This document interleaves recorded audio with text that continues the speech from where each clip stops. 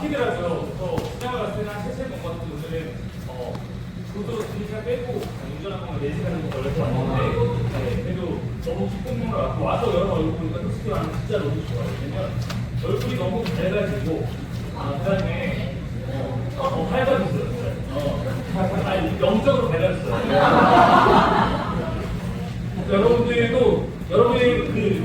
여러분이 한 질문을 모르잖아요. 친구들 질문들을. 저는 쫙 정리해갖고 제가 우리 리더 그룹한테 공유를 했어요. 근데 사람들이 다 여러분의 질문들이 너무 좋고 거기 어려운데도 우리도 듣고 싶다라고 해서 지금 저희 이제 촬영해서 아마 다시 공유하게 될 것 같아요. 그래서 일단은 시간이 많지는 않으니까 1시간 안에 최대한 해보려고 합니다. 일단은 자세는 다리 뻗고 앉아도 상관없고요. 네, 등 이렇게 뭐 팔 길이가 상관없고 자세는 상관없는데 대신 잘 들어달라. 아시겠죠? 네, 편하게 들어 상관없는데 네, 잘 들어주면 좋겠습니다. 예배는 아니니까. 네. 그래도 우리가 이 시간이 귀하니까 기도하고 시작하겠습니다. 기도할게요.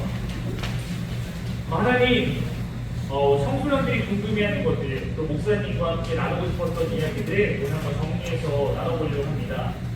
이걸 통해서 청소년들의 궁금증이 조금 해결되고 또 우리가 함께하고 있다는 기쁨을 이해할 수 있도록 인도해 주세요. 예수의 이름으로 기도드립니다. 네, 다시 편안한 대로, 네, 좋습니다. 자, 일단은 누군가가 한 장에 질문을 19개 적었어요. 네, 19개 적었고, 네, 어떤 사람은 안 좋은 친구가 3명 정도 있고요. 네. 그 다음에 대부분의 사람들이 의미 있는 질문을 넣었기 때문에 오늘 어떻게 진행하려고 하냐면 이 질문을 다 답을해주면 너무 좋지만 그러면 3시간 넘게 걸릴 것 같아요. 네. 사실 목사님이 여기 언제 왔으면 추는데 우리 청년부서는 여기 2018년인가 19년에 왔었어요. 우리 헌호생도 왔었고 그때 우리가 청년생들하고 목사님과 3시간 동안 질문 답하는 시간 했었거든요. 근데 여러분의 질문을 답할 시간이 1시간이기 때문에 조금은 간단하게 하는 것도 분명히 있을 것 같아요. 일단 우선순위부터 정했어요. 첫 번째는 공통적으로 했던 질문이 있어요. 한 명이 아니라 여러 명이 같이 질문한 것들을 우선적으로 답을 할 거고 두 번째는 내가 1분 안에 답할 수 있는 간단한 질문들을 답하고 그래서 제가 말하는 겁니다. 마지막은 세 번째로는 함께 나누면 좋을 만한 질문을 좀 나눠보려고 하는데 질문 수를 세보진 않았지만 제가 봤을 때는 그래도 거의 지금 50개 넘는 것 같아요. 네, 그래서 그 중에 일단 급한 것부터 좀 바라보도록 하겠습니다. 오늘 아까 오신 목사님이 얘기했지만 아까부터 목사님이 더 친한 목사님이에요. 제가 아끼는 동생인데 그 목사님하고 통화를 했어요.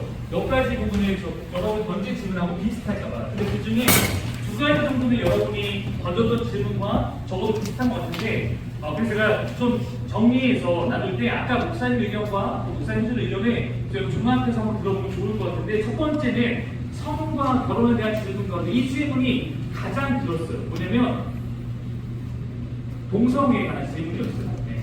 아마 오전에도 다뤘던 것 같지만 한번 이 질문이 어떤 질문이냐면 보여드릴게요. 이런 질문들입니다.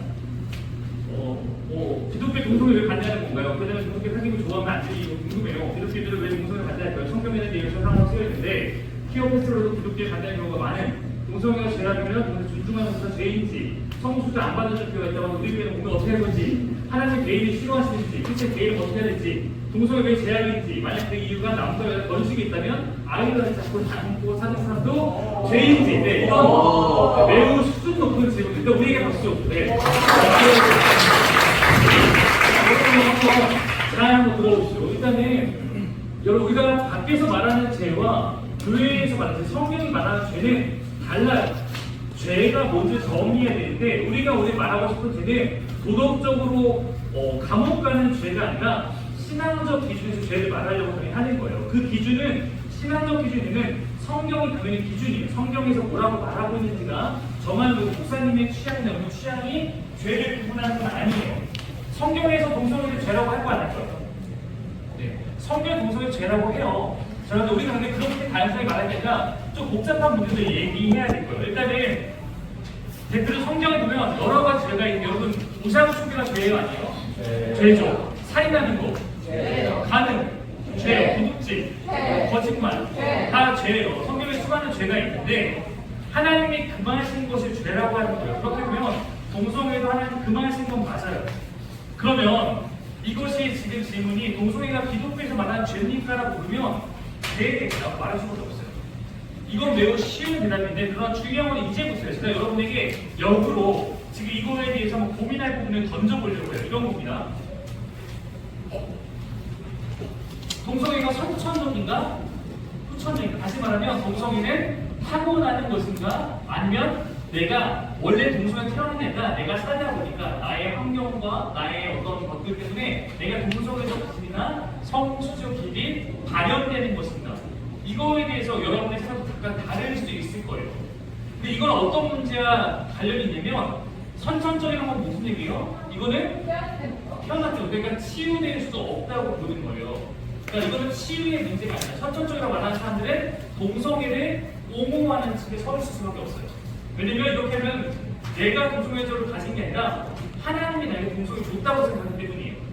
이해되시죠? 근데 만약에 이것이 후천적이라고 말하는 얘기는 후천적이라고 해서 무슨 얘기냐면 동성애의 성향을 고칠 수 있다 없다? 있다고 보는 거예요. 여러분 그래서 탈동성애라고 들어봤어요? 탈동성애. 네, 동성애가 자였던 사람이 거기서 벗어나는 걸 탈동성애라고 기독교인들은 탈동성애 운동을 돕는 거예요. 동성애를 벗어나고 싶은 사람들을 돕는 일을 그래서 하고 있는 것은 후천적이라고 보고 있는 거고 목사님에게 묻는다면 목사님은 정확하게 내가 다 알 수 없지만 그래도 목사님도 대부분의 사람의 경우는 후천적인 거라고 생각을 하고 있어요. 그러니까 이거는 치유할 수 있다고 보는 입장인 거예요. 우리는. 두 번째, 동성애가 성경적으로 다른 죄보다 더 큰 죄인가? 제가 한번 질문을 드려볼게요. 거짓말과 동성애 중에 뭐가 더 큰 죄예요? 그런 게 없어요. 자, 거짓말이 죄라고 했죠? 여러분 동성애도 죄라고 했습니다. 여러분 화내는 건 죄가 아닐까요? 근데 분내는 거는 성경도 죄예요. 근데 동성애도 죄라는 것은 성경이 말하는 수많은 죄 가운데 동성애도 있다는 거예요. 근데 우리가 어떤 걸 많이 보냐면 동성애를 가장 큰 죄로 보는 사람들이 종종 있어요. 목사님은 반대예요.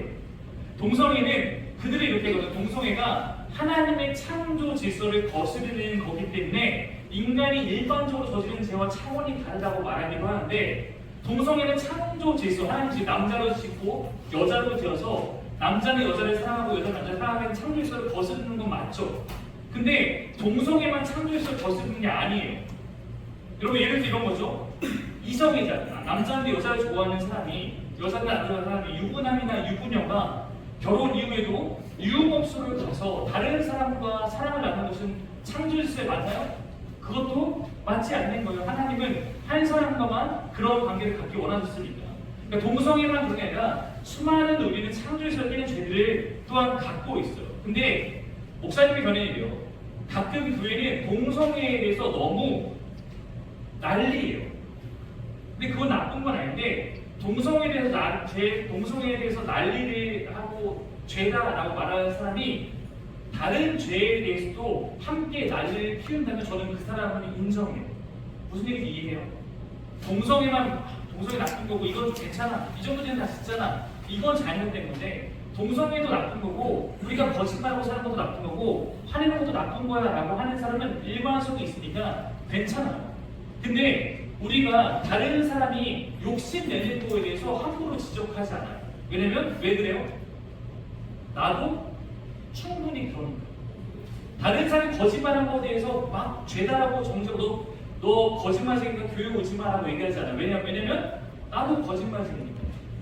근데 동성애에 대해서는 어떤 마음을 갖고 있냐면 동성애는 나는 무관해라는 마음 때문에 그들에 대해서만 못 살게 너무 군다면 그거는 적어도 일관성이 없는 거라고 생각해요. 죄는 모두 죄다. 이게 두 번째 말하고 싶은 거예요. 세 번째는 궁금했던 것 중 하나죠.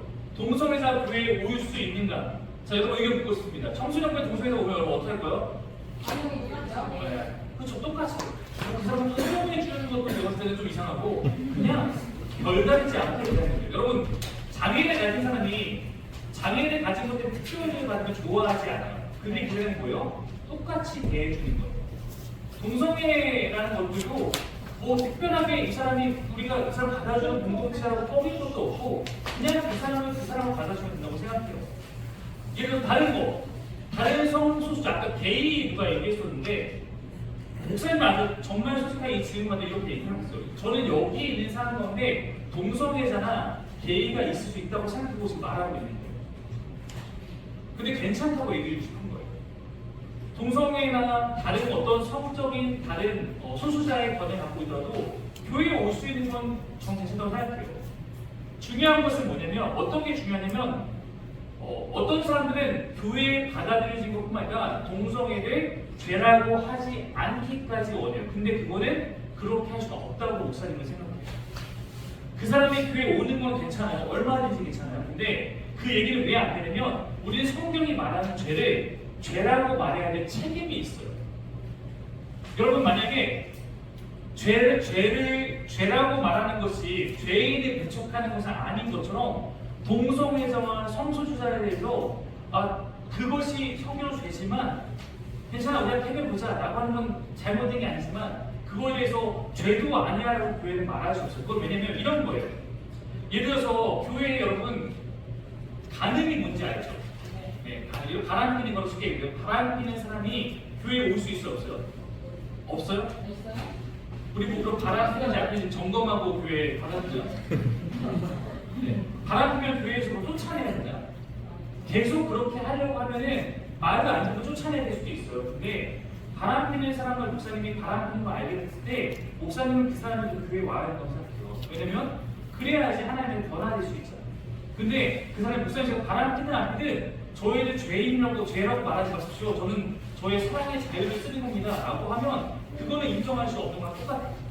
동성애를 우리 죄라고 하고 거짓말도 죄라고 하고 세윤쌤이 만약에 어떤 폭력을 쓰고 있으면 잘못했다고 얘기하고 죄라고 얘기하고 마찬가지로 성적인 어떤 소수자의 그냥 하나님의 그냥 당신 지금 하고 있는 건 죄예요.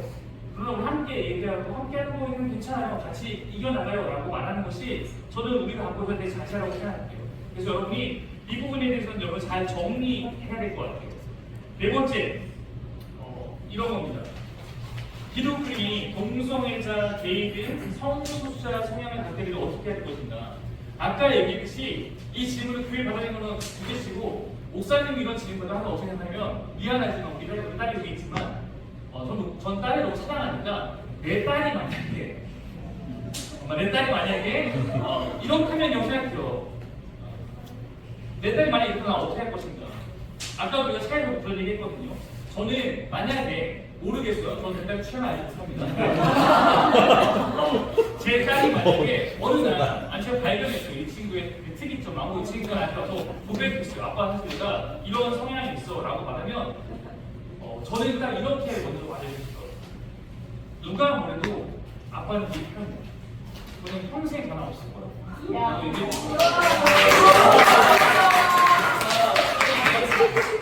저는 우리 모두가 모두에게 그래서 요기성 씨 누군가가 새로 시작해서 사실 저희가 고민이 있어요. 저희가 사실 이런 성향이 있어요. 라고 얘기했을 때 저는 새로 씨를 충분히 똑같이 얘기해서 괜찮아. 우리가 이거 너와 함께 할 거야. 변함없어. 전 이게 당연한 거라고 생각하거든요. 근데 우리가 아까 중요한 건 뭐냐면 모든 기독교인은 죄로부터 멀어지기 위해서 힘쓰는 삶을 살겠다고 다짐한 사람이에요. 하나님을 사랑하니까. 그러면 우리는 거짓말을 하고 있지만 내가 거짓말을 종종 하지만 거짓말을 하지 않으려고 애쓰는 사람이 맞죠? 그렇죠? 내가 화내지 않으려고 애쓰는 사람이에요. 동성애 상황을 벗어나려고 애쓰는 것도 그런 면이 당연한 거예요. 애쓰는 마음은 같이 있어야 돼요. 그러나 그것을 위해서 그 사람을 버릴 필요는 없다. 당연히 쉽지 않을 거예요. 저는 그래서 극단적으로 이런 좀 많이 해보거든요. 내 딸이 만약에 평생 동성애 문제 씨름하지만 평생 못 벗어나면 전 그럴 수도 있다고 생각해요. 실제로 여러분 기독교인 가운데 굉장히 유명한 책도 많이 쓰시고 우리가 존경까지 하는 사람 가운데서도 동성애적 성향을 갖고 있었던 사람이 있어요. 근데 그 사람이 동성애와 같고 동성애적 성향 갖고 이게 죄니까 평생을 싸웠어요. 여러분들 중에서 좀 관심 있는 사람의 이름을 들어봤을 만한 사람이에요. 우리나라 사람은 아닌데 헨리 나우엔이라는 사람이에요. 헨리 나우엔은 굉장히 유명한 사람이고 상처 입은 치유라는 책을 쓴 사람이에요. 근데 모든 사람이 그 사람의 어떤 거를 따르기 원하지만 그 사람은 동성 성향이 있음을 알고 내가 이걸로 그렇다고 동성 성애를 하지 않기 위해서 누군가와도 함께 뭔가 그런 성적 행위를 하지 않는 개인의 삶을 살면서 어떤 공동체를 평생 섬기며 하나님 따르는 일을 했던 사람이 있어요. 저는 그런 경우도 얼마나 반영할 수 있다고 생각합니다.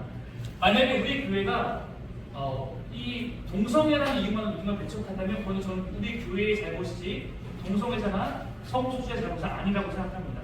또한 이런 질문 마지막, 존중이 죄인가? 자, 존중하는 것 죄인가? 동성애자의 인격을 존중하는 것은 죄가 아니에요. 그러나 동성애라는 죄를 존중하는 것은 문제가 있어요. 그걸 구분해야 되는 거예요. 근데 사실 이 친구는 존중이라는 말을 쓴 것 자체가 아마 이 집안에 사실 동성애를 죄라고 보지 않는 것 같아요. 왜냐면 동성애 죄를 보지 않는 전제가 있을 때 동성애에 대한 죄를 존중할 수 있으니까. 우리는 죄라고 생각하고 존중하지는 않잖아요. 그러나 죄를 짓고 있는 사람의 인격은 존중해요. 지금 옆 사람 보세요. 옆 사람 다 죄 짓고 있어요.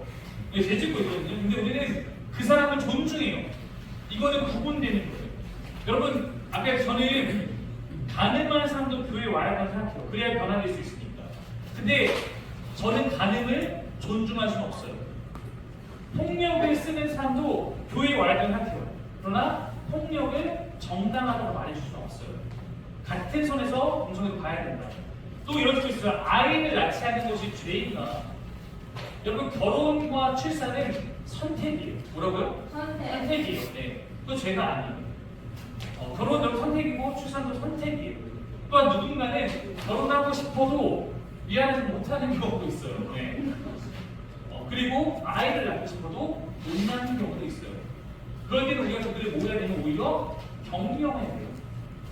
그러나 만약 가능하다, 목사님 가능하다면 내가 결혼도 할 수 있을 만한 어떤 내 마음만 있으면 할 수 있는 그런 아주 때에 있고, 출산도 못하면 결혼도 출산도 권해보고 싶은 마음 목사님이 있어요. 왜냐면 목사님은 결혼도 해봤고 출산도 매일 한 번 아니면 같이 해봤지만 목사님 너무 좋거든요. 그래서 내가 좋으니까 너도 한번 이렇게 해봐라고 권해보고 싶다거나 각 사람의 사정이 있는 것이기 때문에 우리가 그런 것을 차별할 수는 없다.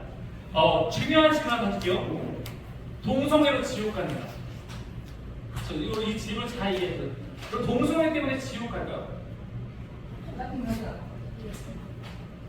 자, 목사님에게 이 질문을 던지면 동성애 때문에 지옥 가는 것은 아니라고 생각해요. 네, 저는 그렇게 생각합니다. 녹화되고 있기 때문에 거짓말 할 수가 없어요. 그래서 전 동성애 자체 때문에 지옥 가는 건 아니라고 생각해요. 그럼 반대로 여러분, 동성애자가 아니면 천국에 갑니까? 아니요. 아니죠. 동성애냐 아니냐가 우리의 구원의 그거 하나 갖고 판단되는 것은 아니에요. 다만 동성애자가 아까 갖고 있지만 동성애에 대한 어떤 마음을 갖고 있느냐, 이것을 죄로 인정하며 싸워가고 있느냐라고 하면 저는 그 사람은 당연히 천국 가야 된다고 생각해요. 그렇지 않을까요? 내가 갖고 있는 어떤 것들 때문에 우리가 바로 한 번에 천국이나 지옥에 결정되는 건 아니에요. 근데 동성애자가 지옥 갈 수도 있어요. 그렇게 되면 동성애 때문에 아니라 그 사람이 동성애라는 죄만 갖고 있을까요? 그 외에 하나님을 거역하는 다른 것들 때문에 그렇게 된다고 볼 수 있을 거예요. 그리고 이성애자는 천국 갑니까? 이성애자도 지옥 갈 수도 있어요. 우리 그런 부분이 중요하진 않아요. 더 많은 부분이 연구된다. 아까 동성애 죄에 대해서 내가 시각은 중요하지만 그거 하나라고 판단할 수 없다라고 생각합니다. 그리스도를 믿고 의지하는 사람이 구원을 받습니다. 마지막 이 문제는 차별금지법이라는, 여러분 다 들어보셨죠? 차별금지법. 네. 차별금지법에 대해서 어떤 입장을 취해야 되는가?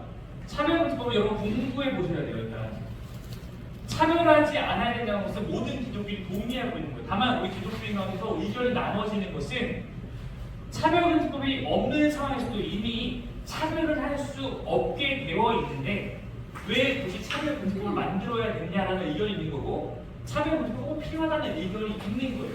근데 이 차별금지법이 논란이 되는 거는 차별금지법이 없어도 이미 그 사람들 차별할 수 없다, 다른 것들로 이미 가능하다라는 사람은 차별금지법이 이거를 막는 게 아니라 다른 기독교인들이 마땅히 해야 될 우리의 진리에 대한 선포까지, 교리를 말하는 것까지 억압당할 것을 우려하기 때문에 그런 거예요. 그러면 우리는 어떻게 보면 차별금지법이 정말 어디까지 영향을 미칠지, 단순히 사람을 인격적으로 차별하는 것만 먼저 아니라 우리가 동성애를 죄라고 말하는 것까지 영향을 미칠지, 만약에 동성애를 죄라고 말하는 것까지 이 법률에 금지되는 목사님 차별금지법을 반대해요.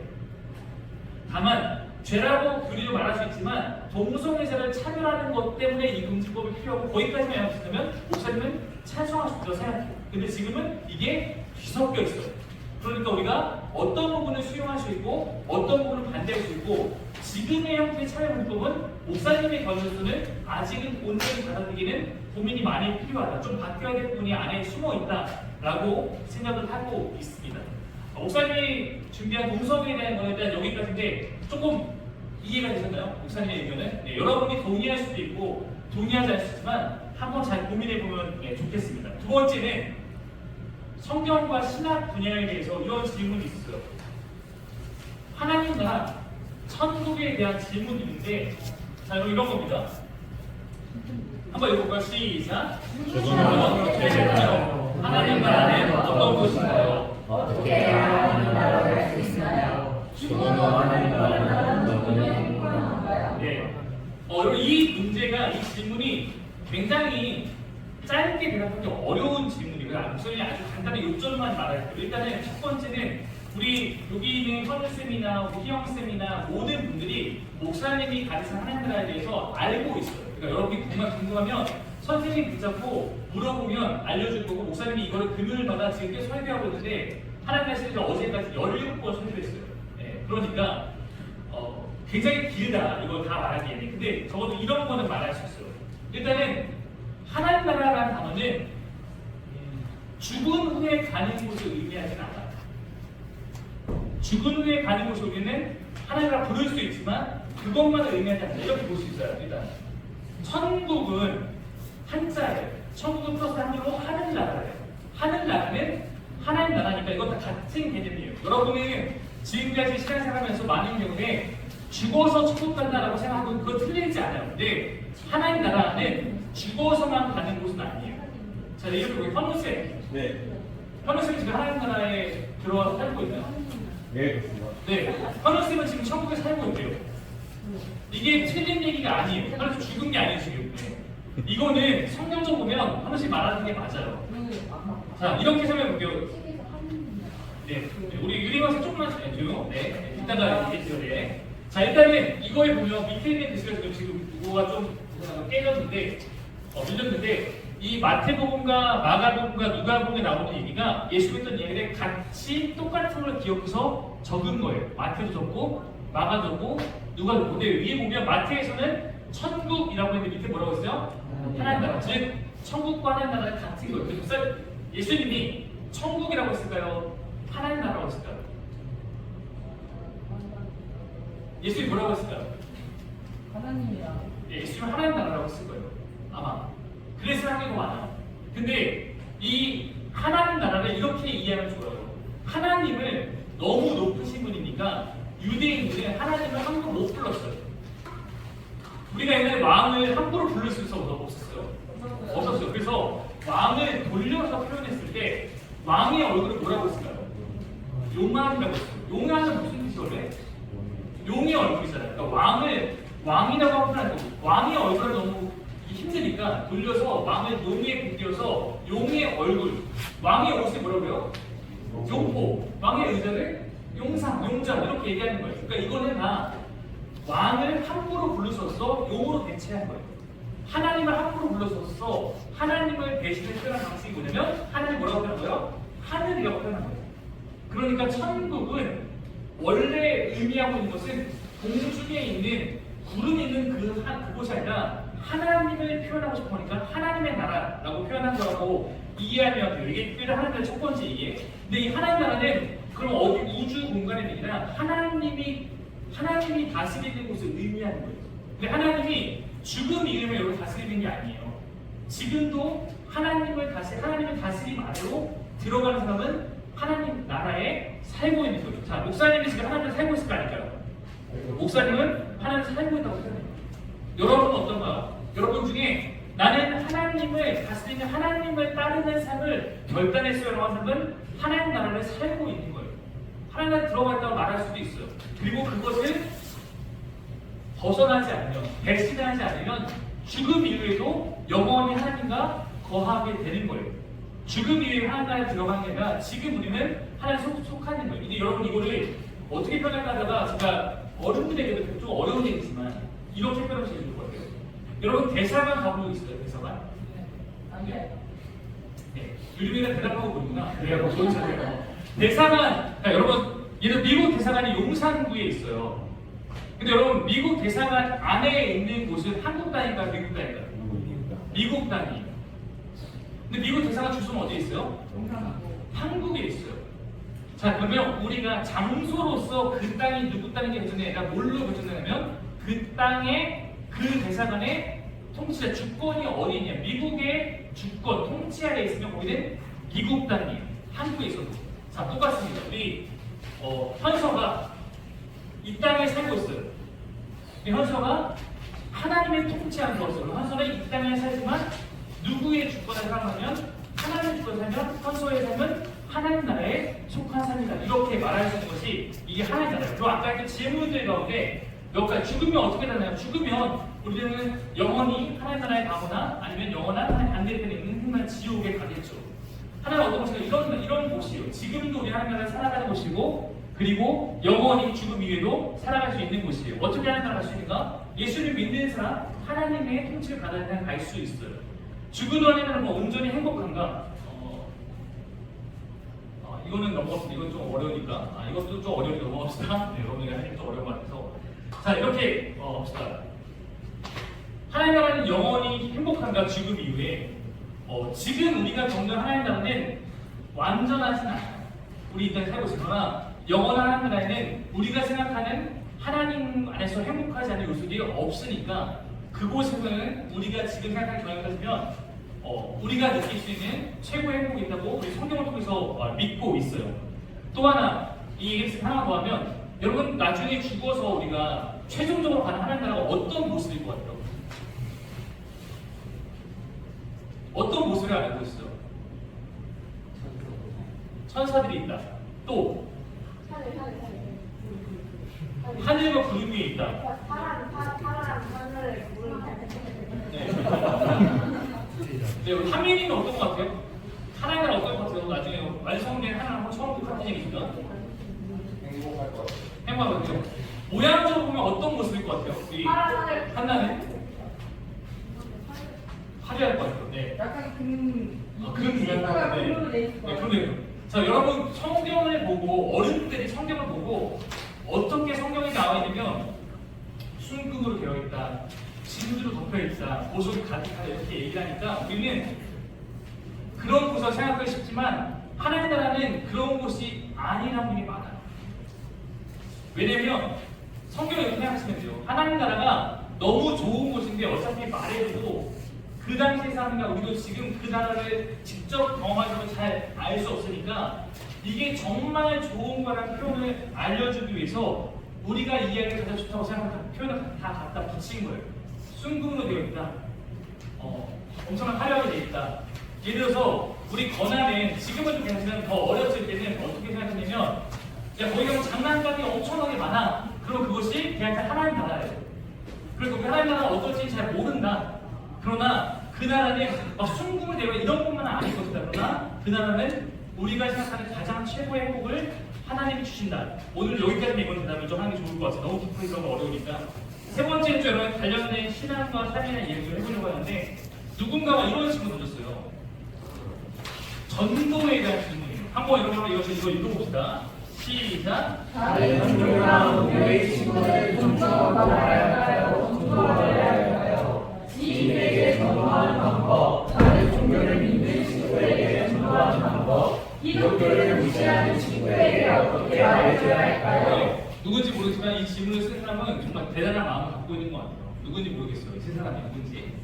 근데 여러분, 솔직히 물어볼게요. 나는 좀 친구를 전도하고 싶다. 솔직히 손 한번 들어주세요. 나는 친구 전도하고 싶은 마음이 있다. 나는 있다. 네. 예림아, 화이팅! 자, 화이팅! 자, 일단 전도하려는 마음은 너무 좋아요. 근데 여러분, 한 가지 질문하고 싶어요. 잘 들어보세요, 한 얘기. 여러분, 왜 전도하고 싶어요? 나는 마치 우리 힘든 일이 있으면 같이 하나님께 털어놓고 우리 같이 성령님 찾아보자. 네. 이런 뜻? 이런 뜻? 네. 만약에 우리 유리민처럼 내가 지금 믿고 있는 신앙이 너무 좋아서 내 친구도 알았으면 좋겠다라고 전도하는 사람은 굉장히 좋은 거예요. 근데 만약 여러분 가운데 전도를 하라고 해서 전도를 그냥 해야 될 것 같아서 전도하는 거라면 저는 여러분이 그거보다 좀 더 우선할 게 있다고 생각해요. 우선 내가 정말 이곳이 누군가를 데려오고 싶은 곳이 되는 게 더 중요해요. 내가 다니는 이 교회가 나에게 있어서 누군가를 정말 데려오고 싶은 곳이 되는 것이 훨씬 더 중요해요. 만약 내가 교회가 좋으면, 내가 신앙생활도 좋으면 어떻게 하면 되냐면, 야 너 우리 교회 와봐 이렇게 하기만 전도만 하는 게 아니라 내가 지금 왜 좋은지, 교회 다니면 왜 좋은지, 신앙생활은 왜 좋은지를 그냥 내가 좋은 거를 가끔씩 말해주는 게 필요해요.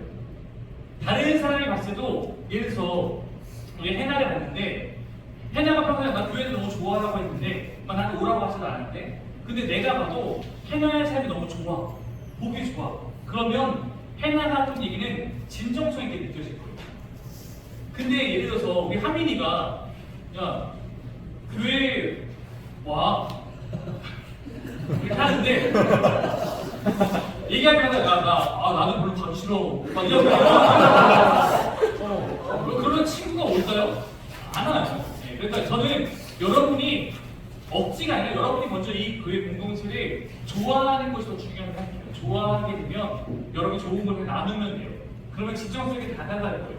근데 또 하나는 다른 종교 믿고 있는 사람에게는 야 불교는 가짜야, 기독교가 짱이야 라고 얘기하면 배가 아닐까요? 네. 안 됩니다.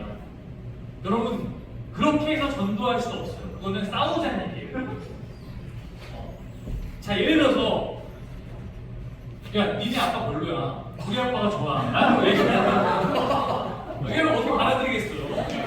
네, 그렇게 말하죠. 그거 싸우자는 얘기거든요. 그러니까 서로의 종교는 존중해주는 게, 근데 아까 그 친구가 만약에 불교에서 머물고 있더라도 자기의 삶에 이거에서 내가 정말 찾고 있는 행복이 없는 하면 눈여겨볼 거예요, 주변에. 근데 내 옆에 있는 교회 다니는 친구가 나보다 훨씬 더 행복해 보여. 그러면 나도 교회를 가볼까? 라고 하게 되는 거니까 그때까지는 그 친구의 종교에 대해서 폄하하지 말고 그냥 내가 좋은 것만 나눠라. 남을 비판하는 게 아니라 내가 좋은 걸 나눠라 라고 말하고 싶어요. 그리고 가장 전도에 중요한 것은 첫 번째, 누구 따라할게요?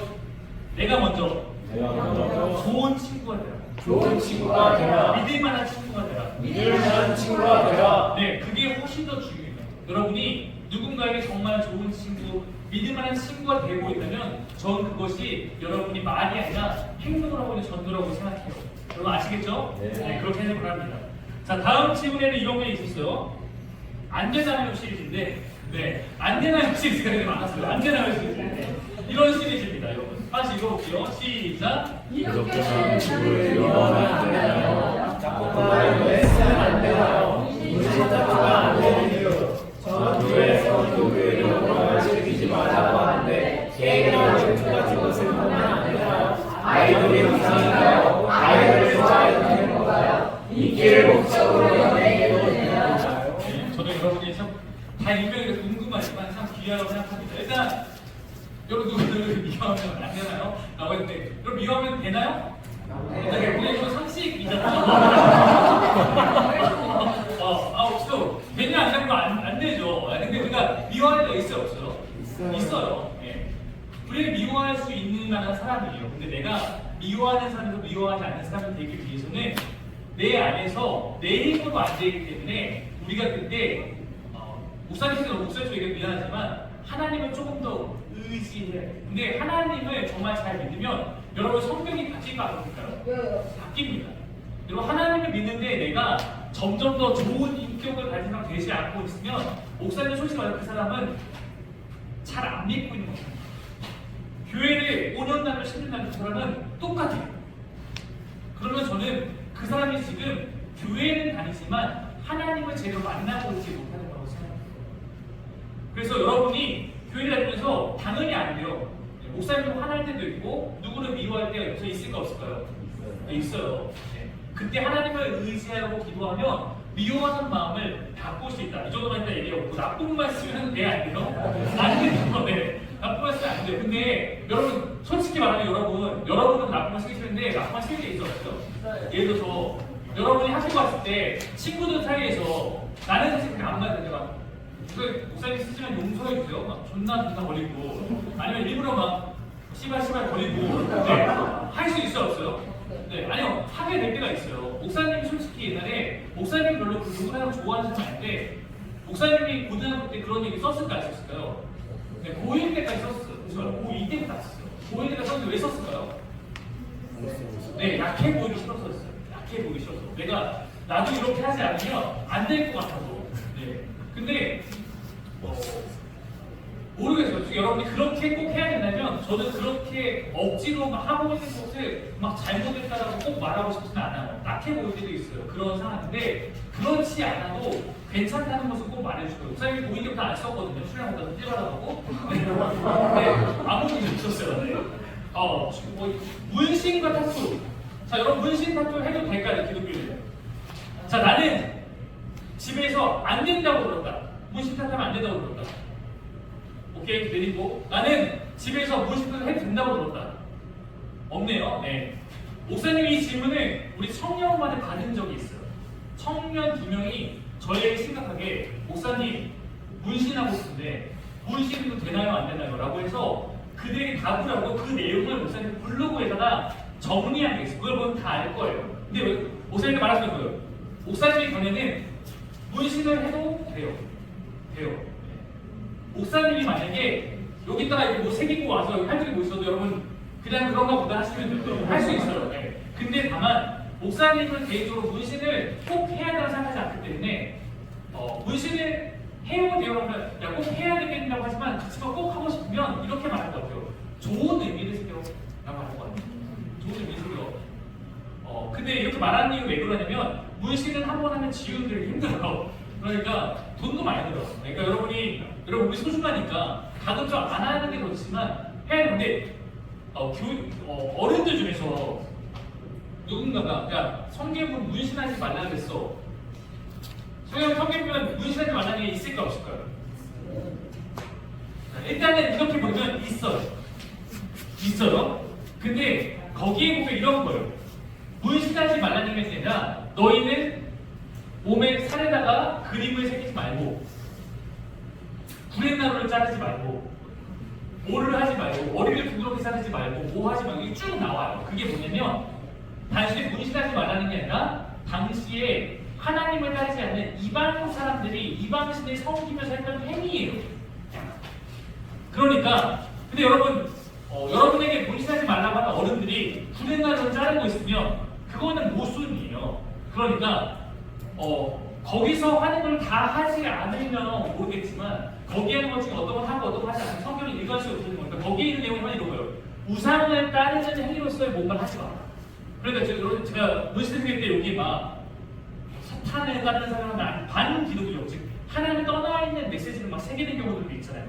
사탄 같은 거 그려놓고 막 세 보이려고 막 하고 이런 거는 목사님 봤을 때는 좀 문제가 있어요. 기독교인들은. 근데 누가 여기 착하게 성경구조 새기고 왔어요. 그러면 목사님은 그냥 뭐 생겼다면 이미 돈이 없으니까 이쁘게 했네 라고 말할 것 같아요. 이 얘기를 듣는 청년 2명이 다음날 문신을 뺏고 왔어요.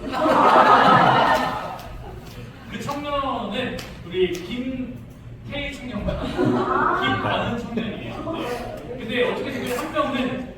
한 명은 한트레하고 이렇게 하고 이런 것들을 좀 새겼고 한 명은 하나님 나라와 관련된 메시지를 줬어요. 네. 그래서 여러분이 일단 제가 이렇게 하고 오늘 갑자기 가서 문신 들리지 말고요. 일단 부모님과 충분한 사랑하고 이런 거 하시잖아요. 부모님과 충분한 사랑을 하고 근데 만약에 여러분 하나는 여기 만약에 우리 유아가 성인에서 문신을 그래서 하고 왔어요. 여러분 목사님 딸이 왜 이래라고 하지는 말아주세요. 이건 제 선택이고 저는 저희 아이의 선택을 가로막지는 않을 거예요. 도움이 됩니다. 그러니까 그거는 우리가 서로 그렇게 가지면 좋겠다. 네 번째는 전 교회에서 기독교인의 오락을 쓰지 말라고 했는데 게임이나 웹툰을 보면 안 되나요? 그럼 게임이나 웹툰을 보면 안 되나요? 네, 그래요. 전 대단합니다. 다만 중독 때문에 너무 거기에 많이 빠지는 것은 안 좋아요. 이건 뭐 상식이잖아요. 근데 저도 기독교인이니까 오락을 즐기지 마라, 게임이나 웹툰 하지 말라라고 하는 것은 좀 너무 가혹한 거라고 생각해요. 그래서 중독적으로 하지 마라. 이 얘기도 할 것 같고. 자, 아이돌이 우상인가요? 라는 질문. 자, 우리 영화 선생님이 우리 이슬쌤 아이돌이 우상인가요? 네, 아이돌은 국문학적 보면 아이돌 자체가 우상이라는 뜻이에요. 그러니까 우리의 우상이라고 해서 아이돌이 영어로 우상이라는 뜻이니까 아이돌이 그러면 그건 우상이죠. 근데 아이돌 좋아해도 돼요, 안 돼요? 좋아야 되죠. 네, 좋아해도 되죠. 좋아해도 되죠. 목사님은 아이돌 좋아할까 안 좋아할까요? 좋아할 것 같아요. 안 좋아해요, 목사님. 아이돌 안 좋아하는데 목사님 뭘 좋아하냐면 스포츠 스타를 좋아해요. 아, 근데 똑같은 거잖아, 그렇죠? 나는 스포츠를 좋아하고 그러면 아이돌 좋아하면 똑같은 거예요. 근데 이렇게 정리할 수 있어요. 우리의 우상이 되는 후보는 아이돌만이 아니에요. 우리의 우상이 될 수 있는 후보는 모든 거에 있어요. 누군가에게는 내 남자친구 여자친구가 우상일 수도 있어요. 누군가는 연예인이 우상일 수도 있어요. 누군가는 다른 어떤 분이 우상일 수도 있어요. 이거는 그만큼의 우상 숭배, 즉 우상이라는 것은 내가 해야 될 것을 다 하지 못할 정도로 거기에 깊이 빠져서 내 삶이 정상화되지 않고 있거나 하나님보다도 그것이 너무 앞서 있거나 이런 것을 우상이 이것은 아이돌이나 스포츠가 아니라 모든 것이 모든 사람이 될 수도 있어요. 근데 이거를 다른 말로 하면 우상 숭배는 우상만 좀 종교를 만나면 이걸 지금 언어로 바꾸면 뭐냐면 중독이에요. 똑같이 이것도. 여러분 누군가는 관계 중독이에요. 관계 중독. 누군가와 연애를 하지 않으면 못 살아요. 그래서 누군가와 연애를 하다가 헤어지면 걔는 일주일에 또 다른 사람 만나고 있어. 그거를 관계 중독이에요. 관계 중독은 엄밀히 말하면 심리학적으로는 병이에요. 질병이에요. 지금 마음이 여기가 닫혀 있는 거예요. 그래서 그건 치유가 필요한 부분이다. 그러니까 내가 연예인은 없으면 못 살 것 같이 하고 막 저 오빠가 죽고 나 죽을 거야 이러면 우리 걔 보면서 아 얘 지금 뭔가 병이 있구나 라고 생각을 하고 잘 돌봐줘야 된다고 생각해요. 이제 여기까지 합니다. 마지막 인기를 목적으로 연예인 될까요 안 될까요? 라고 물으면 우리 교회 연예인 되고 싶은 친구가 있는 것 같아요. 근데 전 여러분이 연예인 되고 싶은 친구가 있으면 우리 건우쌤이 연예인 되고 싶어요 아니에요? 연예인 되고 싶어 하거든요. 자 근데 여러분들 건우쌤이 인기가 있기는 없기는 원해요. 인기 있거나 목사님도 인기를 기도하는 거예요. 연예인으로 사는 그 인기가 없기를 바라셨어요. 연예인은 인기를 목적으로 연예인 하는 거예요. 네. 인기 없는 연예인은 안 되죠. 다만 우리가 이게 중요한 게 아니라 당연히 인기의 목적으로 연예인은 됩니다. 근데 여러분 직업 가운데 이거 직업이 아니라 직업 가운데 기독교에서 하지 말아야 될 직업이 있을까 없을까요? 있어요. 분명히 있어요. 뭐 예를 들어 나는 여자를 보니까 차창과 포즈를 하겠어. 이건 안 되잖아요. 네. 그러니까 직업적으로 우리가 어떤 거는 하나님께서 명백히 어긋나는 직업이 있거나 이거는 좀 내가 하나님을 예배하는 게 지나치게 방해가 되고 있는 것들은 내가 안 해야 되는 직업도 있어요. 그러나 그렇지 않은 직업은 우린 다 가질 수 있어요. 방송가에 기독교인이 가야죠. PD도 되고 연예인도 되고 개그맨도 되고 운동선수도 되고 여러분 뭐 다 할 수 있어요. 그 직업에는 각각의 직업이 요구되고 최선을 다해요. 연예인은 인기가 없기 최선을 다해야 돼요. 그러나 그것이 하나님이 보시기에 좋은 선 안에서 하면 다 괜찮다. 즉 여러분 혹시 코람데오라는 단어 알아요? 코람데오? 들어봤어요? 따라가 코람데오. 코람데오. 설마 코람데오. 코람데오가 무슨 뜻일까요? 코람데오. 우리 현우쌤 코람데오 뜻 뭘까요? 네. 죄송합니다. 현우쌤 코람데오 뜻이 뭘까요? 하나님.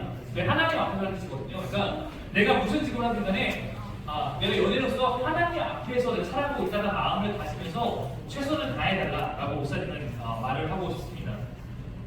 다음 질문 넘어가 볼게요. 교회에 대한 질문 카테고리인데 교회와 예배에 대한 것을 한번 읽어보겠습니다. 시작. 교회의 정의는 무엇인가요? 꼭 예배드리는 장소가 교회여야만 하나요? 교회가 아니더라도 진실한 마음으로 기도하면 되지 않을까요? 교회에 귀찮은데 온라인 예배를 기대하는 데나요? 교회를 왜 바꿔하는 것은 아니요. 예수님의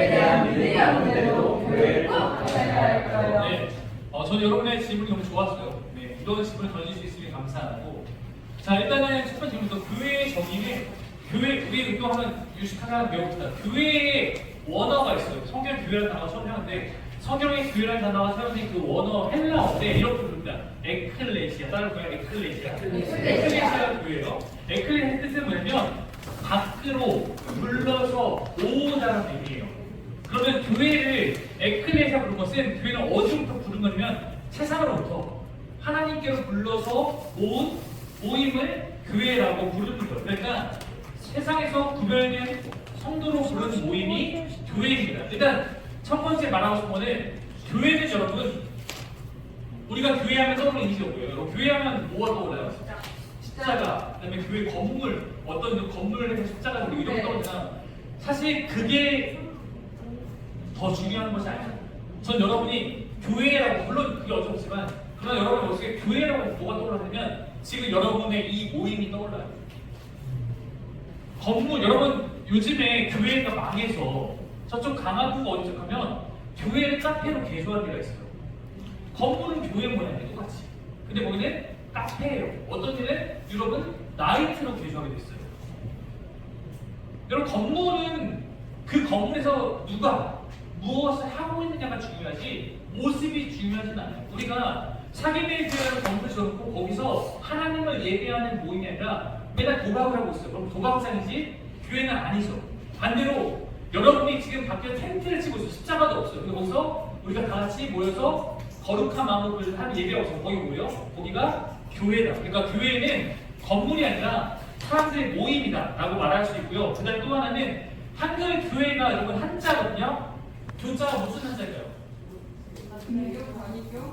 네, 가르치 교자의 모일 회자입니다.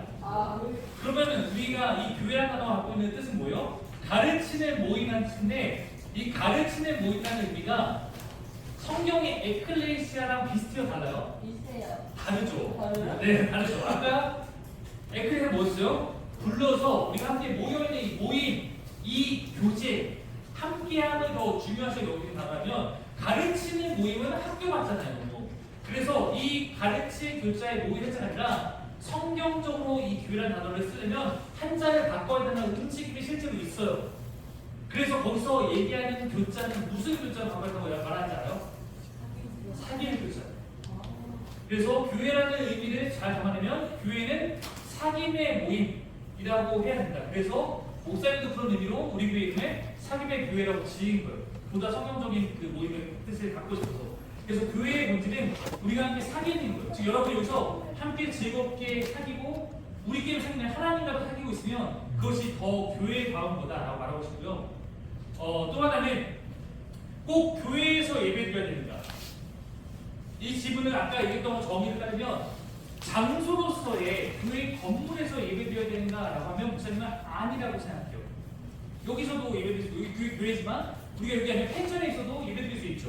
다만 이 질문이 꼭 우리가 모여있는 청소년부 예배 모임에 가서 예배 드려야지 됩니까? 나 혼자 집에서 예배 드리면 안 됩니까? 라는 질문이면 저는 모임에 가서 예배 드린다고 생각해요.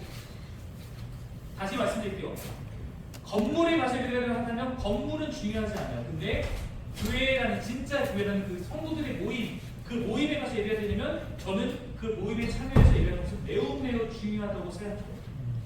그럼 교회 모임에 오지 않고 혼자 기도하면 되지 않는다라고 하는 질문을 가진 친구에게 역으로 묻는다면 네가 알고 있는 교회에 가지 않고 혼자 예배하는 사람 중에 네가 정말 본받을 만한 신앙인이 있니? 라고 물어보고 싶어요. 여러분 우리가 신앙생활이 하나님과만 내가 관계하는 걸 생각하면 집에서도 하나님 만날 수 있으니까 라고 할 수 있지만 신앙생활은 하나님과의 관계와 동시에 뭐가 필요하면 우리와 함께하는 사귐, 서로 간의 관계가 반드시 필요해요. 그러니까 혼자서 예배하는 것은 그런 의미를 보면 반쪽짜리 예배다라고 목사님 말하고 싶어요. 자, 집중 봅시다. 자, 목사님 봐주세요. 네. 자, 여러분, 우리가 혼자 지금 밀림에서 10년, 20년 살면 그 사람은 어떻게 될까요? 사회성도 없고 그 사람은 더 좋은 인간됨으로 자라가지 못할 거예요. 사실은 남자들이 언제 처리된다고 얘기하냐면 언제 처리될까요? 네. 군대도 왜 그러냐면 내가 혼자 지금 막 하다가 이제는 누군가 함께 살아가니까 또 결혼하면 처리되고 또 언제 처리되면 아이 낳으면 처리돼요. 모든 사람은 다른 사람과 함께 부딪혀가면서 인격이 성장하고 배워가는 거예요. 자, 이렇게 물어보세요. 여러분 군대에 가지 않고 혼자서 진짜 군인이 참 군인이 될 수 있을까요? 네, 불가능해요. 자, 야구 선수가 혼자 훈련해서 좋은 선수가 될 수 있을까요? 아니요. 아닙니다. 신앙인이 혼자 신앙생활로 좋은 신앙이 될 수 있을까요? 불가능해요. 그거는 그냥 내가 편하고 싶은 나의 마음의 그냥 그 욕망을 핑계하는 나 혼자 하면 안 돼 라는 것일 수 있다. 근데 이겨내야 된다 라고 말하고 싶어요. 자, 온라인 예배 드리면 안 되니까 여러분 온라인은 예배는 저는 이런 사람이 추천해요. 누구에게 추천하면 나는 교회 공동체가 없어요.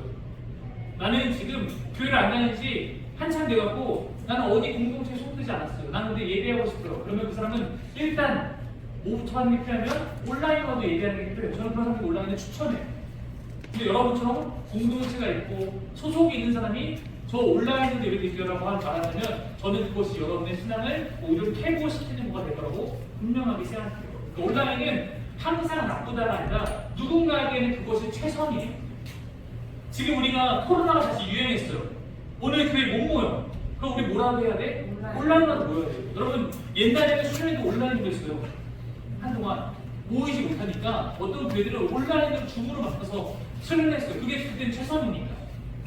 여러분 만약 내년에 우리가 이 여름에 못 모이면 그렇게라도 우리는 해서 할 수 있죠. 그게 최선이니까. 근데 모이시는 하면서는 모여서 하는 것이 우리의 최선이다라고 말을 하고 싶어요.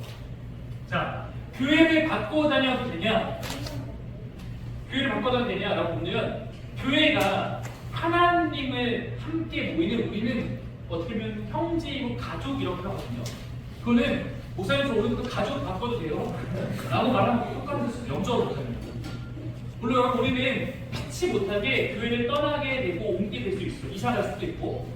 근데 여러분 교회를 옮기는 건데 누군가에게 어른들 중에서 대표하는 누군가에게는 이혼하는 것과 같습니다. 가족들과 헤어지는 거예요. 교회를 떠나 있더라도 우리가 다니는 교회를 다시 결정하고 등록하는 것은 다시 새로운 가족 공동체에 들어가는 것이 반드시 필요하기 때문이에요. 어떤 의미에서 그 과정이 마치 재혼과도 같아요. 마음을 정하고 내가 예전에 그래 내가 이 가정에서의 생활을 이런 못하게 됐지만 그러나 나의 새로운 가족 공동체에 속해서 함께 해야 되라고 헌신하는 거예요. 물론 여러분 대학 가면 여러분간에 죄송하지만 누군가는 지방으로 데리고 갈 수도 있을 거예요. 그러면 매주 우리 살림의 교회를 못 나올 수도 있죠. 그때는 거기서 학기 중에는 예배하고 방학 중에 예배하는 것도 가능할 수 있겠지만 그런 상황이 아니면 우리는 함께 바꾸는 게 아니라 한 공동체 일하는 것이 필요하다. 마지막, 예수에 대한 믿음이 없는데 교회를 다녀야 하는 거예요. 세훈쌤, 어떻게 생각하십니까? 네, 다녀야 생각합니다. 네. 자, 우리 교회로 할게요. 여러분, 교회를 다니는 사람 가운데 예수님에 대한 믿음이 있어서 교회를 다녀야지 하는 사람은 거의 아무도 없어요. 우리 모두는 믿음이 있어서 교회를 나가는 게 아니라 다니면서 서서히 믿는 것입니다. 즉 나는 아직 안 믿지만 교회를 다니는 과정은 누구에게는 그건 자연스러운 거예요. 그리고 교회를 다니는 이유는 가지각색이에요. 누구는 부모님 때문에 다녀요. 누구는 친구 때문에 다녀요. 우리 저 뒤에 재민이 쌤이 앉아있잖아요. 재민이 형제님이 저희 교회 왔을 때 나이가 39살이었어요. 네, 근데 8세였습니다. 근데 그때 재민이 형제님이 교회를 다니는 마음이 많이 없어졌었는데 그때도 교회를 저희 교회를 다니고 있었는데 왜 다니고 있냐면 어머니가 내가 교회 다니는 거 좋아하니까 어머니를 위해서 어머니를 위한 마음으로 다니고 있던 때도 있었어요. 누군가는 그럴 수도 있어요. 근데 재민이 형제님이 그때 그 마음도 없었으면 우리 교회를 못 오게 됐을 수도 있어요.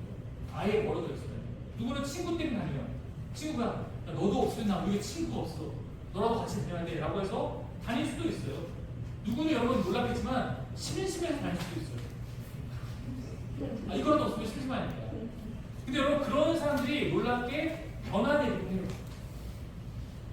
죄송하지만 목사님 아버지는 돌아가셨는데 목사님 아버지가 처음 교회 갔던 이유는 거기에 좋아하는 동네 이쁜 누나가 있어서 그래서 교회를 다녔다가 나중에 목사님이 됐어요. 혹시 지금 억지로 다니고 있고 오늘도 이곳에 억지로 혹시 엄마를 실망시키지 않아서 와 있다면 솔직히 저는 그런 친구에게 이렇게 말하고 싶어요. 고맙다. 너무 고맙다. 이렇게 노력해주고 있어서 너무 고맙다. 포기하지 말자. 아직 너의 것을 모르니까. 이렇게 꼭 얘기해주고 싶습니다. 다음 교회의 질문은 헌금. 이런 질문이요. 한번 해보자. 시작.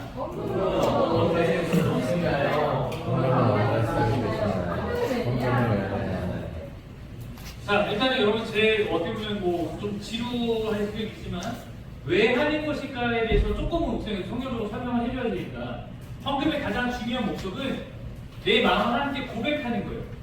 자, 근데 원래 헌금의 시작이 어떻게 나왔냐면 옛날에 농사 짓고 가축이 그 유목 사회에서 하나님을 만나서 성경의 사람들은 농사를 지는 사람들은 곡식을 거두면 곡식과 과일을 하나님께 드리는 것으로 헌금을 그때 했고 돈이 없으니까 당시에는 유목민 사회에서는 가축을 제물로 드렸어요. 이게 헌금의 시작이에요. 이것은 우리에게 있는 내가 갖고 있는 이번에 농사한 모든 것들이 혹은 내가 기르고 있는 모든 양과 소와 염소가 하나님께서 나에게 주신 것입니다라는 것을 고백하는 의미였어요. 내가 기르는 소와 양과 염소가 잘 자라고 새끼를 낳는 것도 모두 하나님께서 나를 보살펴 주기 때문이다라는 것을 고백하면서 드리는 거예요. 농사물도 마찬가지예요. 근데 여러분 이제 우리가 농사를 짓지 않고 우리가 가축을 기르는 게 아니라 이제는 돈을 벌는 사회가 됐어요. 그러면 하나님은 농사 시대에만 함께 하시고 유목 시대만 함께 하다가 지금 돈 버는 직장에 나가는 시대에는 우리와 함께 하시지 않을까요? 그렇지 않죠. 지금 우리는 대부분의 사람들이 일터에 돈을 벌지만 기독교인이라면 내가 이렇게 일자리를 갖고 내가 하나님이 나의 건강한 육체를 주시고 생명을 주셔서 일터 주셔서 내가 이곳에서 일할 수 있게 하신 것도 하나님께서 나를 도우시기 때문입니다. 하나님께서 나와 함께하기 때문입니다. 라는 것을 진짜 고백하는 사람은 우리는 농산물에서 일부를 드리는 것처럼 월급에서 일부를 헌금으로 드리는 거예요. 옛날 사람들이 성경에 보면 10의 1조 그렇기 때문에 우리 그런 마음으로 11조 드릴 수 있는 거죠. 근데 여러분 이렇게 말씀드리고 싶어요. 성경이 가르치는 헌금의 가장 중요한 원칙에 일단 있어요. 성경 원칙은 첫 번째는 자원함이에요. 뭐라고요? 자원함은 내가 드리고 싶은 마음이 정말 있어서 하나님께 드리는 거. 두 번째는 기쁨이에요. 뭐라고요? 기쁨. 아까워하지 않고 기쁘게 드리는 거예요. 그래서 목사님은 우리 어른들에게 자원함과 기쁨이 없는 헌금을 드리지 않아도 좋습니다라고 얘기해요. 근데 여러분에게는 조금 달라요. 자, 여러분은 자원함과 기쁨으로 헌금하나요? 그렇지 못할 때도 있고, 자, 이거 한번 조사해볼까? 나는 교회에서 헌금할 때 나는 내가 헌금을 챙겨와서 낸다. 네, 나경이, 한나, 네, 정도 한나와 한나 같은 일을 하지만 자, 다른 사람들, 나는 부모님이 나에게 챙겨서 헌금한다. 부모님이 나 챙겨서 헌금한다. 네, 손 안 든 사람은 내가 지금 헌금하고 있는지 안 하는지 모르는 분도 있죠. 네, 좋습니다. 자, 여러분이 돈을 스스로 벌기 전까지는 여러분에게 오는 것은 여러분이 용돈을 부모님에게서 오거나 이러니까 여러분이 스스로 돈을 벌기 전에는 여러분이 부모님에 의해서 때로는 헌금을 훈련해 나가는 과정일 수도 있어요. 저는 그때 여러분이 자원함과 기쁨을 안 낼 거가 아니라 부모님이 훈련하시는 거에 따라서 순종하는 마음으로 부모님의 훈련에 따라서 해야 되는 때가 있다고 생각해요. 근데 여러분이 정말 돈을 벌 수 있고 혼자 돈을 벌고 진짜 그런 때가 되면 여러분도 결정해야 돼요. 내가 정말 자원함과 기쁨으로 내느냐 안 내느냐를 결정해야 될 수 있어요. 근데 여러분 목사님이 청년부 사역을 다른 교회에서 했었는데 청년 전도사였는데 목사님 한번 청년부들을 불러놓고 심각하게 헌금에 대한 얘기 한 적이 있어요. 왜 그랬냐면 우리 교회 청년부들이 헌금을 잘 하나 안 하나 목사님 가르쳐야 입장이니까 조사를 해봤어요. 지정부에 가서 저희 교회 청년들의 헌금을 얼마 정도 하고 있는지 한번 제가 알고 있습니다. 근데 상당히 많은 친구가 얼마라고 썼냐면 1,000원 하고 있었어요. 한 주에 1,000원. 근데 목사님 1,000원 한 것 때문에 뭐라고 한 건 아니에요. 근데 그 친구들이 교회에다 헌금을 1,000원 하고 예배 끝나면 다 카페로 올라가서 거기서 6,000원, 7,000원짜리 커피를 마시는 거예요. 그래서 제가 그들 불러놓고 혼냈어요. 야, 이건 아니지 않냐? 너희가 헌금을 1,000원 하는 건 괜찮은데 그 1,000원이 누군가의 그것도 내가 소중하게 모아서 내가 쓸 거 아껴야 되는 거는 너무나 귀한 헌금이고 하나님은 그것도 좋아하실 텐데 근데 만약에 주일에 최소한 주일에 너희의 주머니에는 이미 하루에 6,000원이나 쓸만한 돈이 있는데 불구하고 헌금 1,000원하고 그날 카페 가서 5,000원 쓴다, 10,000원 쓴다? 라고 하면 난 그건 너희가 주일에 대한 마음을 두고 하나님의 헌금의 마음을 두고 생각한다. 나는 주일만큼은 적어도 그런 마음이 있다면 너희가 쓸 것을 그날만큼 포기하고 헌금을 더 많이 할 수 있도록 하는 것이 나는 더 너희에게 좋은 성장의 힘을 생긴다 라고 얘기했어요. 여러분 마찬가지예요. 저는 지금도 우리 청자년 중 우리 장녀 어른들 중에 어른들은 제일 많이 하는 헌금이 보통 한 주에 10,000원 하시는 분이 제일 많아요. 10,000원 하시는 분이 제일 많거든요. 11주 빼고 주일헌금 10,000원 하시는 분이 제일 많은데 근데 그분이 10,000원 하게 귀하고 그것도 아껴서 내는 분들도 있어요. 근데 만약에 그분이 헌금 10,000원 하고 그날 점심은 누구 만나서 30,000원짜리 먹으면 저 그분은 잘못하고 있는 거예요. 헌금을 얼마 한다가 중요한 게 아니라 헌금에 대해서 헌금이 내가 갖고 있는 게 다르니까 내 수익 형편이 다르잖아요. 내가 하나님 향한 마음을 얼마나 내가 갖고 있느냐라는 부분이 저는 중요한 수준이라고 생각해요. 근데 여러분 우리나라에 한국 기독교가 1900년 정도 들어왔어요. 근데 그때는 우리가 진짜 못 살았거든요. 일제 치하에 있었으니까, 일제 강점기에 있었으니까. 근데 그때 많은 사람들이 헌금을 들여서 하나님 제 삶이 하나님의 것입니다. 저는 하나님 따르는 사람입니다. 제게는 모든 것이 하나님의 왔습니다. 고백하고 싶은데 돈이 정말 없는 사람이 있었어요. 그때 그들이 헌금을 할 수 없어서 했던 게 뭔지 알아요? 그때 그들 가운데 일부는 몸에 헌신을 했고 누군가는 시간에 헌신을 했어요. 그래서 그때 당시 헌금 못 내는 사람들은 저는 도저히 저에게는 돈이 하나도 없어요. 저도 지금 하루 한 끼 먹기도 버거우니까 그러나 저는 하나님과 정말 마음이 있고 제가 뭔가를 드리고 싶으니까 저에게 시간을 주셨으니까 저 시간에 하루에 시간에서 1시간, 2시간 해서 저 이거는 하나님께 쓰겠습니다 하고 전도하고 교회 청소하고 이렇게 하면 드린 사람이 있어요. 하나님 그 사람 마음 받아주실까 안 받아주실까요? 받아주시죠. 직장인들은 평일 직장에서 일을 하니까 평일에 와서 하나님 섬길 수 없으니까 내가 내 직장 일하고 왔고 그 중에 일을 하나님께 헌금함으로써 하나님 제 삶을 보여주셔서 감사합니다 하는 거고 나는 그렇게 할 수 없다면 대신 다른 방법으로 헌신하고 시간을 들여서 하는 것도 좀 똑같은 거라고 생각합니다. 그래서 그렇게 하는 것도 우리가 내 삶에 하나님께서 나의 주신 건강이 있으니까 어떻게 내가 하나님께 이것을 감사를 표현할까는 다양할 수 있는데 가장 대표적인 것이 헌금이다라고 우리가 이해할 수 있을 거예요. 자, 헌금의 관리 부분 얘기하면 누가 이렇게 물었어요. 이 질문에 늦지 않았는데 누구 질문이었어요? 목사님 월급은 얼마예요? 라고 질문을 한 경우 있는데 그렇게 물은 친구는 이따 저에게 성적표를 떼보면 그도 갖고 있는 그 보고서 나에게 알려주면 저도 저의 그 월급 내역서를 공개하도록 하겠습니다. 근데 여러분 뭐가 중요하냐면 헌금은 제가 받거나 어떤 분은 제가 받는데 저는 안 받았어요. 저는 교회에서는 어떻게 보면 저는 교회 월급을 받아요. 월급을 교회에 정하고 거기에 따라서 저 월급도 교회에서 월급으로 갖고 있습니다. 교회는 우리가 낸 헌금을 한 사람이 갖거나 사유하지 않아요. 교회는 법인은 뭐냐면 한 사람이 뭔가를 하는 것이 아니라는 얘기예요. 우리 교회의 모든 재산은 공동으로 소유하고 있고 공동 결의에 의해서만 재산을 팔거나 처분할 수 있어요. 그래서 교회는 그걸 대표하는 학과가 재정부를 둬요. 여기 있는 우리 지선영 선생님과 재민쌤이 우리 교회 재정부의 4사람 가운데 2사람이에요. 재정부가 있고요. 우리 교회가 처음에 교회에 이르렀을 때 상임회가 9명이었어요. 전체 교인이. 9명일 때도 목사님 빼고 2명의 사람을 재정부를 세워서 그때부터 헌금을 그들이 관리했어요. 교회의 그 헌금은 목사님이 관리하는 게 아니라 교회를 대표하는 재정부가 관리하고 있고 함께 그것을 집행하고 있다. 또한 교회 모든 헌금은 우리가 다 현금으로 받고 있을까요? 아니에요. 다 은행에 넣고 다 장부에 기록하고 투명성을 갖기 위해 노력하고 있어요. 어른들은 연말 정산이라고 알아요? 네. 연말 정산은 기부 명수하면 내가 1년에 내는 헌금에 대해서 그거에 대해서 이만큼 헌금세라는 증명서를 떼서 그것을 제출하기 때문에 우리가 그렇게 서로가 얼마를 헌금했고 얼마 받았는지를 관리하고 있다. 사용에 대한 거 알려드릴게요. 자, 여러분 교회에서 헌금을 어떻게 쓰냐면 일단 성경에서는 3가지 부분의 헌금을 쓸 수 있어요. 첫 번째는 뭐냐면 공동체를 위해. 공동체 운영을 위해서 성경에서 헌금을 샀고, 두 번째는 성경 시대에도 목사님처럼 교회에서만 성전에서만 일하는 사람이 있어요. 그들을 레위인이라고 했어요. 레위인과 제사장을 먹여 살리는 데 썼어요. 세 번째는 어려운 사람을 돕는 데 썼어요. 지금의 교회가 어떻게 쓸까요? 헌금을 지금도 이렇게 써요.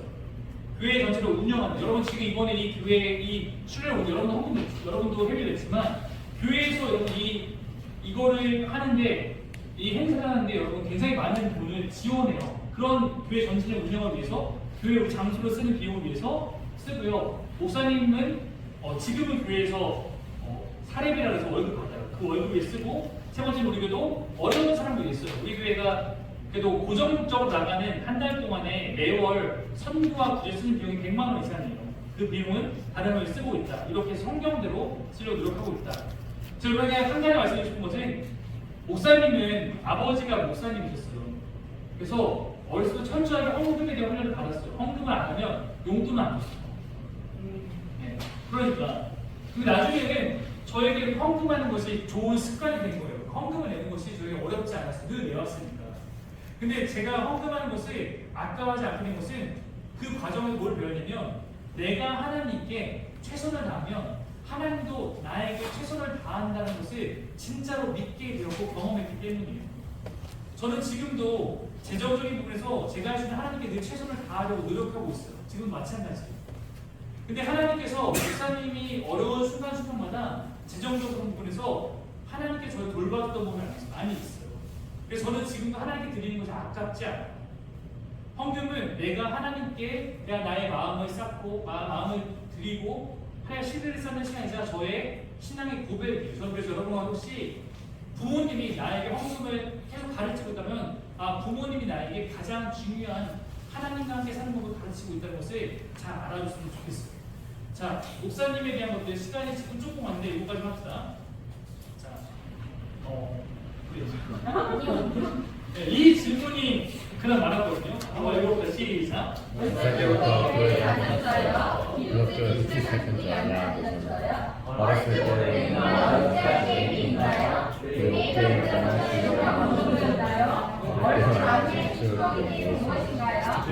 목사님도 흔히 말하는 모태신앙으로 시작했고요. 엄마 계시부터 교회 다녔다는 얘기예요. 눈 떠보니까 전 교회에 다니고 있어요. 근데 원래 목사님 아빠 엄마는 집사님이었어요.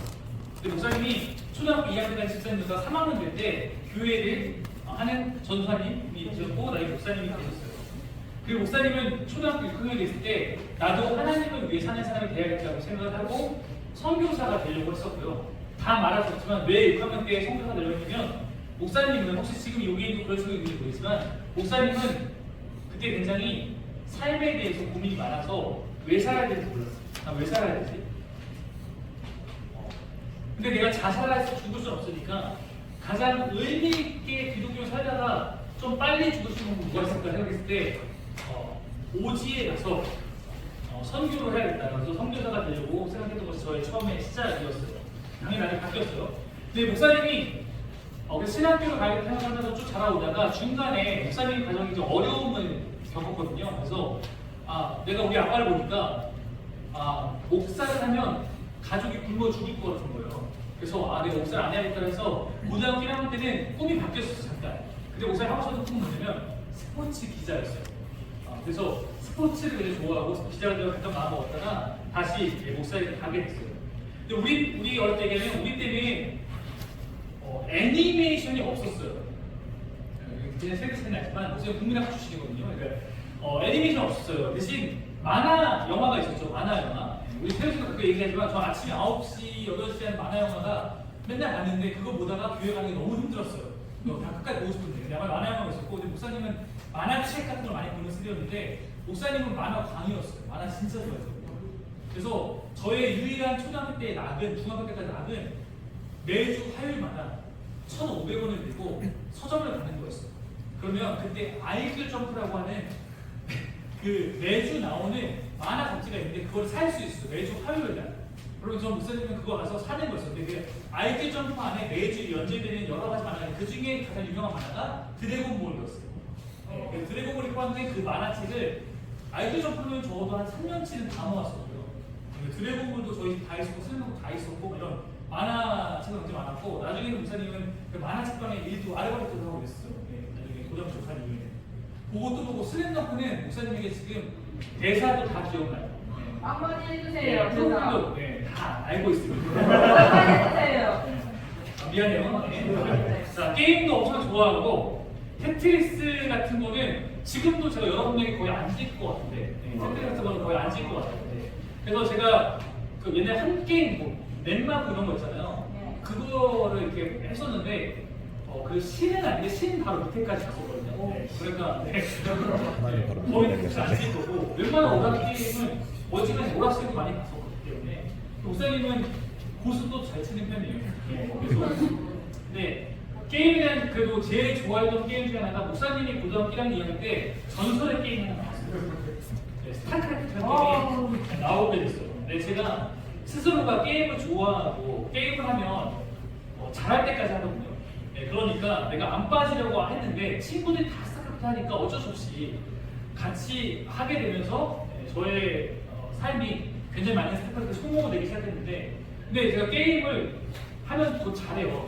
잘하는 편이어서 곧 얼마 지나서 반에서 되게 잘하게 됐어요. 그래서 맨날 반 대항전을 뛰고 네, 이렇게 했었고 제가 신학교 같은 스타크래프트를 여전히 많이 했는데 저희 대학교에서 이렇게 그런 대회를 열어요. 대회. 근데 제가 뭐 개인전을 나가는 건 잘하는 건 아닌데 팀 플레이를 잘하는 편이어서 제가 아는 저희 동생하고 저희 팀플전 나가서 우승했었어요. 그러니까 게임을 잘하는 편이었고 또 하나 좋아했던 건 축구 게임이었는데 지금도 축구 게임은 이렇게 좋아하고 피파나 뭐 얘는 위닝 이런 거 좋아하는데 위닝도 곧 학교에서 제일 잘하게 됐어요. 네, 그래서 제가 게임을 좋아하고 그래서 게임하는 거 충분히 이해해요. 근데 다만 저는 제 성향을 알아서 뭘 안 하려고 하면 중독성이 강한 게임을 일부러 안 하려고 했어요. 리니지, 롤, 디아블로. 네, 그때 제가 스타크도 잘 빠지니까 롤도 일부러 안 했어요. 내가 롤을 빠지면 안 되겠다. 네, 그래서 여러분이 스스로 게임을 좋아하는 친구도 있고 나는 한 번 빠지면 중독되는 친구도 있다면 스스로 이제 절제하는 것도 저는 배워가는 것 같아요. 그래서 저는 스타크래프트를 안 하려고 정말 많이 싸웠어요. 제 스스로. 저희는 CD를 구워서 옛날에 했는데 제가 스타크래프트 CD를 자른 것만 한 5번 돼요. 안 하려고. 네, 그러다가 한 달 안 하고 다시 하고 이런 과정을 점점 거쳐가면서 나중에는 이제 안 하게 되는데 그런 여러분의 싸움이 저는 필요하다고 생각해요. 근데 여러분 저에게 꿈이 있다면 제가 사실 우리 청소년분들하고 많이 못 해봤는데 제가 교회에다가 플레이스테이션을 중고로 갖다 놨었어요. 게임을 같이 하려고.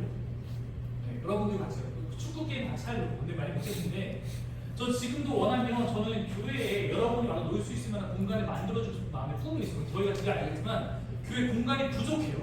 그러니까 만약에 교회 공간이 더 커지면 거기에 제가 꼭 하고 싶은 게 뭐냐면 여러분이 와서 놀 수 있는 공간이에요. 거기에 저는 어떤 마음도 있냐면 저는 우리 교회 공간만 허락된다면 전 여러분을 위해서 교회에다가 코인 노래방을 만들어주고 싶어요. 정말 공감하는 재민형님과 작업을 해서 코인 노래방을 만들어주고 싶고 플스도 놓고 싶고 PC 게임도 놓고 싶고 닌텐도 놓고 싶어요. 그래서 전 그런 공간을 만들어서 여러분이 언제든지 와서 놀 수 있는 이만한 공간이 있으면 그렇게 꼭 하고 싶은 게 저의 꿈이에요. 진짜로.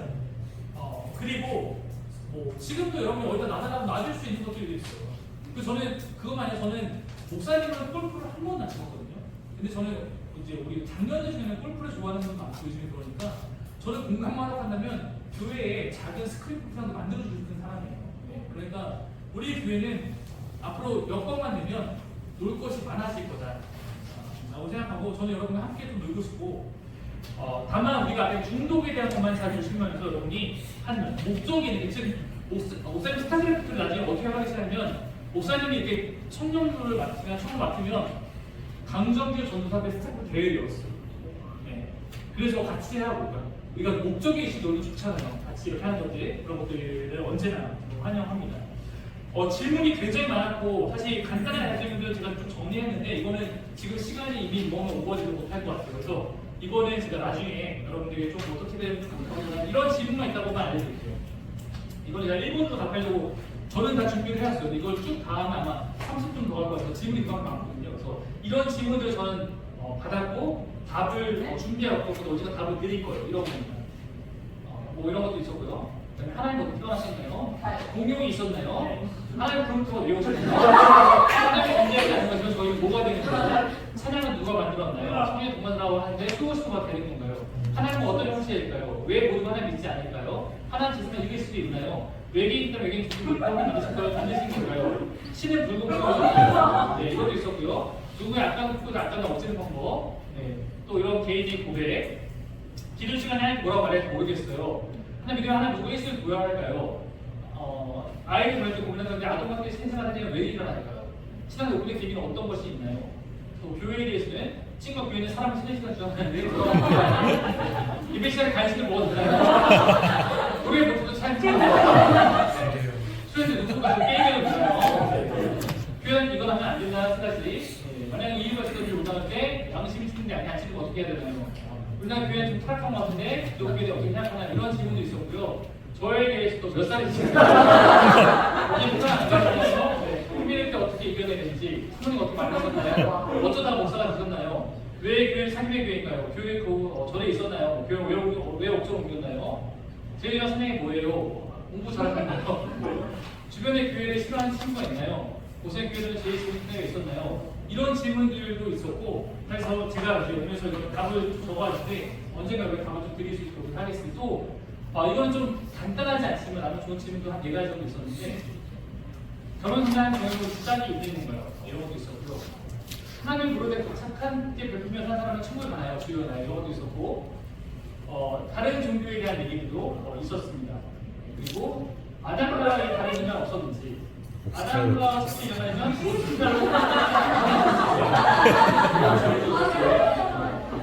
네, 이런 질문이 있었고 뭐 시간이 허락하면 좋겠지만 그럴 때는 또 이 시간에 다른 것도 있으니까 네.